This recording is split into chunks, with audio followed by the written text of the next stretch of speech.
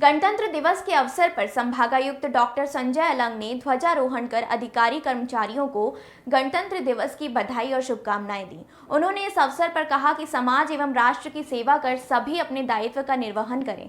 संविधान देश के लोगों को शैक्षिक, आर्थिक, सामाजिक एवं राजनैतिक रूप से समान अवसर देता है। संविधान प्रदत्त अपने अधिकारों के साथ साथ देश के प्रति लोग अपने कर्तव्यों का निर्वहन करें। इस अवसर पर उपायुक्त द्वैज्योति सिंह और श्रीमती सरिता तिवारी सहित कार्यालय के अन्य अधिकारी कर्मचारी उपस्थित थे। वहीं रायपुर कलेक्टर डॉक्टर गौरव कुमार सिंह ने कलेक्टोरेट में ध्वजारोहण किया। इस अवसर पर कलेक्टोरेट में कार्यरत अधिकारी कर्मचारी उपस्थित थे। उन्होंने राष्ट्रपिता महात्मा गांधी जी की प्रतिमा पर माल्यार्पण किया। कलेक्टर ने ध्वजारोहण कर गणतंत्र दिवस की शुभकामनाएं दी। इस अवसर पर जिला पंचायत के मुख्य कार्यपालन अधिकारी विश्वदीप, अपर कलेक्टर BC साहू, BB पंच भाई सहित अधिकारी कर्मचारी उपस्थित थे। Bureau report,